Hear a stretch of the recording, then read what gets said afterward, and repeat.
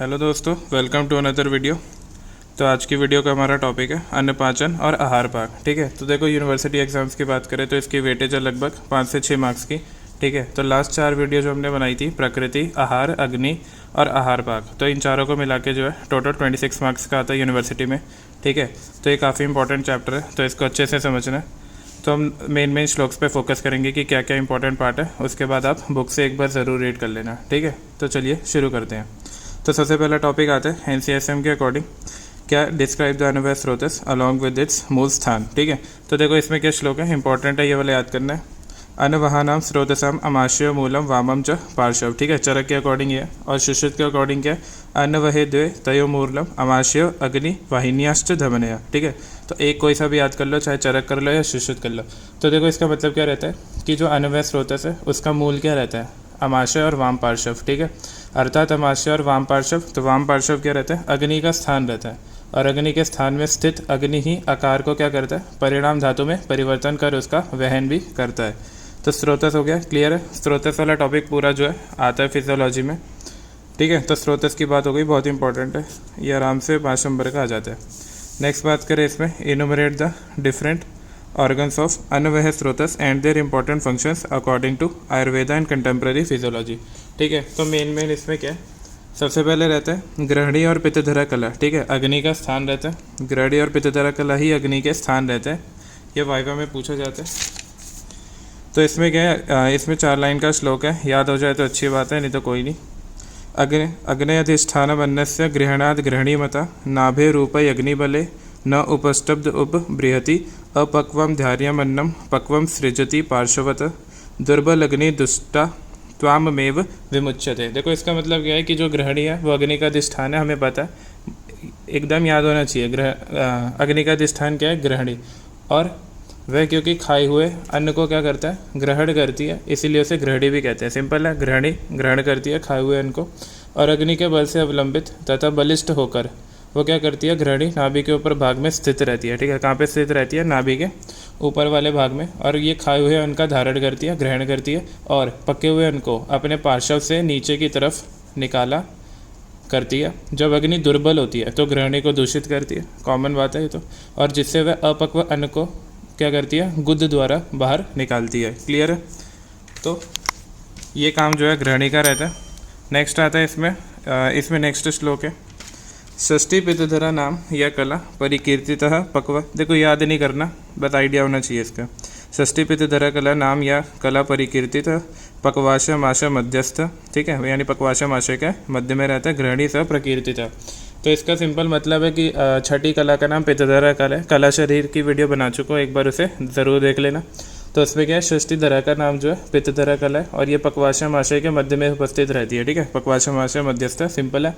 और ये क्या करती है, और इसे गृहिणी नाभि नाम से भी जाना जाता है। क्लियर है।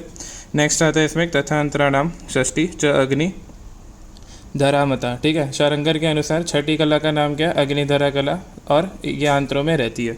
क्लियर है। देखो इसके बाद कुछ इसमें पॉइंट्स आते हैं जो मैंने अलग से लिखे हुए हैं ताकि पूरी थ्योरी ना पढ़ने पड़े। तो गृहिणी क्या रहता है, गृहिणी जो है वो गृहिणी है, अधोआमाशय पित्तधरा कला, मतलब क्या क्या कहते हैं गृहिणी को, अधोआमाशय है, पित्तधरा कला है, अग्निधरा कला, अग्नि का स्थान है, नाभि और शुद्रांत है। चक्रपाणी ने बोला है क्या, अधोआमाशय रहती है, पित्त का स्थान क्या बोला, अधोआमाशय, और ये हमें पता है, हम पढ़ के आ रखे हैं पित्त वाले चैप्टर में। समान वायु का कार्य क्या रहता है, नेक्स्ट आता है समान वायु का कार्य, अन्नम गृहति पचति विवेच्यति मुंजति। ठीक है, इसका मतलब सिंपल है कि समान वायु का कार्य क्या रहता है, अन्न को ग्रहण करना, उसका पाचन करना, पचती, विवेच्यति यानी विवेचन करना, और मुंजन करना। ठीक है, तो ये क्या अग्नि के कार्य हैं, और इसमें स्थान आता है समानो अग्नि समीपस्थ, यानी समान वायु अग्नि के स्थान के पास ही स्थित होता है। समानो अग्नि समीपस्थ, तो उसके पास ही स्थित होता है। गृहिणी के स्थान क्या है, वैसे अगर क्लियर कट बात करें जो कि इंपॉर्टेंट है वाइवा के लिए, क्या है, अधोआमाशय रहता है और आम पक्वाशय रहता है। ठीक है, गृहिणी यानी बेसिकली अगर मॉडर्न से कंपेयर करें तो डिडेनम मान सकते हैं हम, तो हम अधोआमाशय है और आम पक्वाशय है। ठीक है, तो ये सारी बातें हो गई गृहिणी के रिगार्डिंग, और डिफरेंट ऑर्गन्स की बात हो गई, बहुत इंपॉर्टेंट है। ये अनवय स्रोतस जो एकदम आना ही चाहिए, बार बार पूछा जाता है। नेक्स्ट आता है describe the 3 stages of digestion. क्या क्या रहते हैं, मधुर, अम्ल और कटु अवस्था पाक। तो देखो अब अवस्था पाक की बात करें, बहुत इंपॉर्टेंट है अवस्थापाक भी, ठीक है। तो देखो 3 तरीके के अवस्थापाक होते हैं, मधुर, अम्ल और कटु।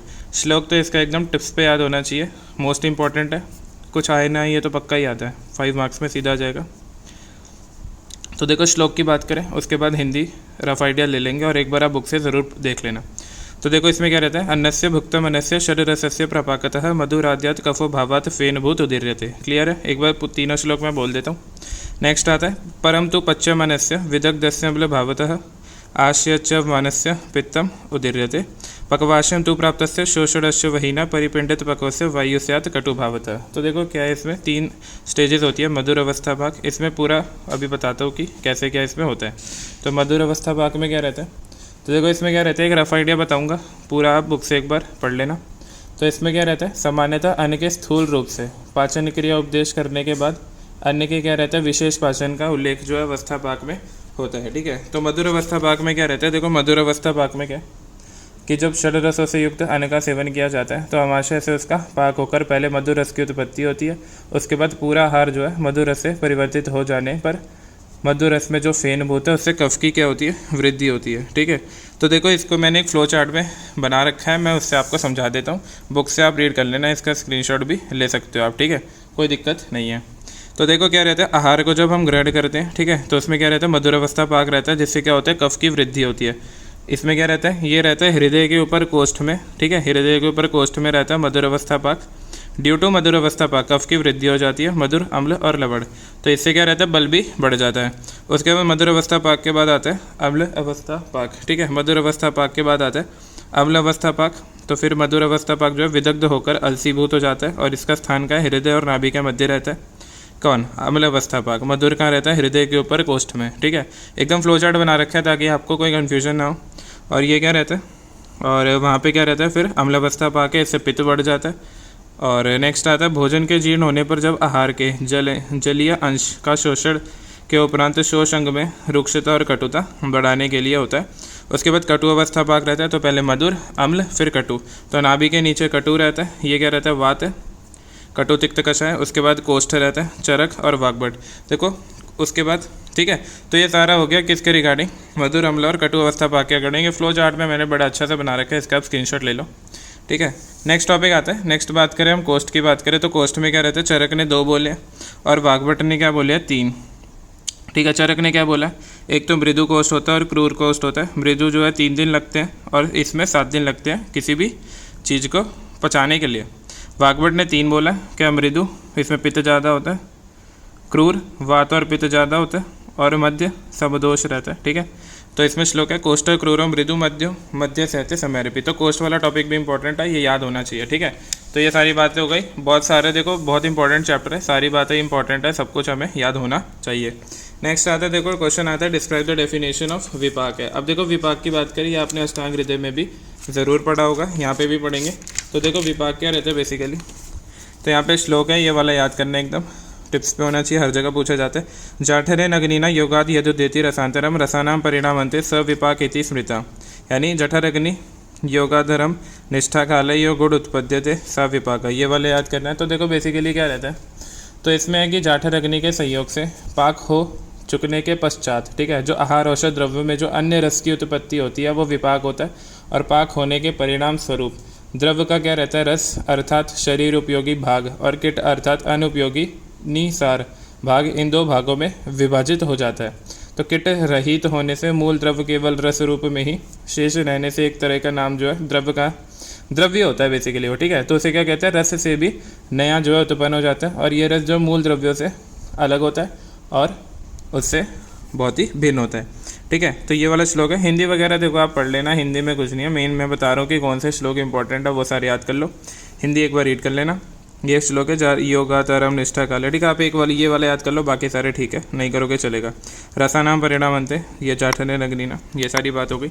नेक्स्ट आता है विपाक के भेद की बात करें, तो देखो विपाक की टॉपिक चल रहा है। विपाक के भेद क्या रहते हैं, कटु तिक्त कषाया नाम विपाक प्राय कटु अम्लो अम्लम पच्यते स्वादु मधुर लवणस्तता, ठीक है। तो विपाक की देखो विपाक के भेद क्या रहते हैं, तो विपाक के भेद की बात करें तो इसमें क्या रहता है, विपाक के भेद है मधुर विपाक, अम्ल विपाक और कटु। तो ऐसे याद कर लो, मधुर, अम्ल और कटु, MAK, ठीक है। मधुर, अम्ल और कटु विपाक है। तो इसमें क्या रहता है, मधुर एवं लक्षण रस द्रव्यों का विपाक मधुर होता है, अम्ल का प्रायः अम्ल तथा कटु तिक्त कषाय का कटु होता है। क्लियर है ये, ठीक है। कटु तिक्त कषाय का कटु होता है, अम्ल का अम्ल होता है और मधुर का मधुर होता है। सिंपल बात है। चरक के अकॉर्डिंग, सुश्रुत के अकॉर्डिंग अलग बात है। सुश्रुत क्या बोलता है कि द्विधो एव पाको मधुर कटुश्च तयो मूर्ता गुरु कटु काव्य लघु रीति। तो ये कहते हैं कि इसके अकॉर्डिंग मधुर और कटु दो ही विपाक होते हैं, सुश्रुत दो बोलते हैं और ये बोलते हैं चरक बोलते हैं तीन। ठीक है, तो ये बोलते हैं मधुर और कटु। तो इसमें क्या रहता है, पांच भौतिक द्रव्यों के अनेक प्रकार से अनेक भेद होते हुए गुण कर्मों के भेद से गुरु और लघु क्या होते हैं, दो भागों में इसे विभक्त किया गया। ठीक है, तो इसमें क्या रहता है, गुरु और लघु। क्लियर है, तो दो हो गए इसमें। ठीक है, कौन कौन से, मधुर और कटु, और उसमें क्या है, मधुर, अम्ल और कटु। क्लियर है, तो विपाक के भेद की बात हो गई, डेफिनेशन हो गया। फिर नेक्स्ट आता है, नेक्स्ट हमारा टॉपिक है, तो देखो नेक्स्ट टॉपिक आता है describe how to identify vipaka of ahara as per their body effect on the body. तो देखो क्या रहता है, विपाक के कार्य तथा उसका ज्ञान क्या रहता है। तो देखो इसमें क्या रहता है, विपाक के कार्य तथा ज्ञान। तो यहाँ पे श्लोक है, विपाकः कर्मनिष्ठया, ठीक है, और विपाकः द्रव्याणाम कर्मणः परिनिष्ठया। तो देखो एक रफ आइडिया देते हैं। तो बेसिकली क्या रहता है, चरक और वाग्भट ने विपाक को क्या बोला गया, चरक और वाग्भट ने क्या बोला गया, विपाक का ज्ञान जो है उसमें उत्पन्न द्वारा कर्म विशेष के द्वारा अनुमान से उत्पन्न होना कहा है। कर्म विशेष का तात्पर्य क्या रहता है, विपाक द्वारा उत्पन्न कार्यों से। जैसे कफ शुक्र की वृद्धि करने वाला होता है, ठीक है, तो विपाक जनित रस जब शरीर में पहुँचते हैं तब उनसे वात पित्त श्लेष्मा की अथवा रक्तादि धातुओं की वृद्धि न्यूनतः अनुभव की जाती है, और तब उसके द्वारा क्या रहता है, उत्पन्न लक्षणों से यह निश्चय होता है कि अमुक द्रव्य किस विपाक का है। ठीक है, तो यह विपाक का ज्ञान अनुमान से द्रव्य के पचकर शरीर में पहुंचने पर तद दोषों धातुओं आदि की वृद्धि क्षय आदि कर्मों में प्रत्यक्ष द्वारा होता है। उसके बाद ये बड़ा सा श्लोक है, देखो ये बड़ा सा श्लोक है, याद जो करना था वो मैं बता देता हूँ, ये वाला याद नहीं करना। एक बार इसकी हिंदी आप ज़रूर पढ़ लेना, ठीक है, कुछ खास इंपॉर्टेंट है नहीं। उसके बाद क्या, गुण विपाक जो है वात और पित्त कम रहता है, और गुरु विपाक में क्या है, वात और पित्त कम रहता है, कफ बड़ा रहता है, तो मल और मूत्र बाहर निकलता है। ठीक है, यहाँ पे मैंने आपको कंसाइज में पूरा इसका कंसाइज में समझा रखा है क्या है। लघु विपाक में कफ जो है कम रहता है, वात बढ़ा हुआ रहता है, मल और मूत्र जो है उसमें रुकावट आती है, रुक जाता है। ठीक है, तो मधुर, अम्ल और कटु है, तो इसमें मैंने ऐसे बता रखा है। इसमें क्या रहता है, इसमें क्या है, शुक्र बढ़ता है, कफ बढ़ता है, शुक्र कम है, पित्त बढ़ेगा, और इसमें क्या है, मल और मूत्र जो है निकल जाता है। इसमें शुक्र कम है तो वात बढ़ेगा, सिंपल है ना, कफ कम है तो फिर वात बढ़ेगा, दोनों तो इन्वर्सली होते हैं। और इसमें क्या रहेगा, बद रहेगा। तो ये वाला टेबल है, इसको ध्यान से याद कर लो।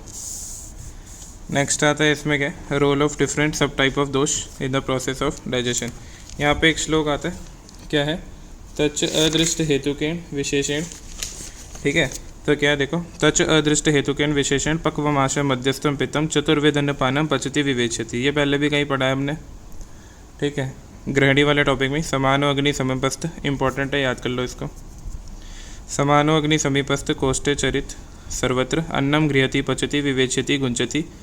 ठीक है, तो देखो इसका मतलब क्या रहता है, कहने का मतलब सिंपल है कि जो पाचक पित्त या जठर अग्नि, पाचक पित्त या जठर अग्नि समान वायु और गृहिणी के कार्य बताए गए हैं। ठीक है, क्या क्या, तो उन्हीं के द्वारा अन्न से सार और किट का विभाजन होता है। तो सारा रोल तो यही सारे प्ले कर रहे हैं ना, क्या क्या, पाचक पित्त, जठर अग्नि और गृहिणी। तो इसमें क्या रहता है, बेसिकली गृहिणी या पित्तधरा कला, पहले बताया था गृहिणी को पित्तधरा कला कहते हैं। अग्नि का स्थान है जो अन्न को ग्रहण करने के लिए गृहिणी कहा जाता है, और गृहिणी में पाचक पित्त उपस्थित होता है जो पाचन करता है। और पाचक पित्त जो है समान वायु के द्वारा क्या करता है, फूंक मारने पर उद्दीप्त होकर अन्न का पाचन करने में समर्थ होता है। ठीक है, जिससे कि अन्न का पाचन होकर वह अन्नसार और किट भाग में बदल जाता है और शरीर के द्वारा ग्रह होकर धातुओं का पोषण करता है। क्लियर है ना, सब समझ आ रहा है, एकदम फ्लो है कि समान वायु उसको प्रदीप्त करेगा, अग्नि प्रदीप्त होगी तो पाचन होगा, और ऐसे ऐसे सारा होगा, किट त्याज होगा और उसके कारण बाहर निकल जाएगा। ठीक है, तो इसमें क्या, संक्षिप्त में अगर बात करें तो आहार का सार और किट का विभाजन गृहिणी में स्थित पाचक पित्त या जठर अग्नि को जब समान वायु द्वारा प्रज्वलित या तीव्र किया जाता है तब समान वायु और पाचक पित्त मिलकर सार किट भाग को अलग कर देते हैं। फिर यहाँ पे एक चीज़ रहती है, क्लियर है, समानो अग्नि समीपस्थ कोष्ठे चरित सर्वत्र अन्नम गृहति पचति विवेच्यति मुंजति गृहिणी अपक्वम। तो वही है, जो नहीं होता वो बाहर निकल जाता है। ठीक है, तो ये बात हो गई रिगार्डिंग पाचक पित्त और अपान वायु का जो भी रोल है, इसको बुक से एक बार आप ज़रूर देख लेना, ठीक है। तो इसी के साथ जो है सारे टॉपिक्स कवर होते हैं। तो आहार पाक जो है ख़त्म होते हैं, तो हमारे चारों चैप्टर ख़त्म होते हैं। तो इन टोटल चारों चैप्टर की कौन कौन से, प्रकृति, आहार, अग्नि और आहार पाक, टोटल इनकी वेटेज 26 मार्क्स की है। बहुत ही इंपॉर्टेंट सेक्शन है, अच्छे से पढ़ लेना। आई होप आपको वीडियो अच्छी लगी होगी। मिलते हैं अगली वीडियो में, तब तक के लिए बेस्ट ऑफ लक, पढ़ते रहिए।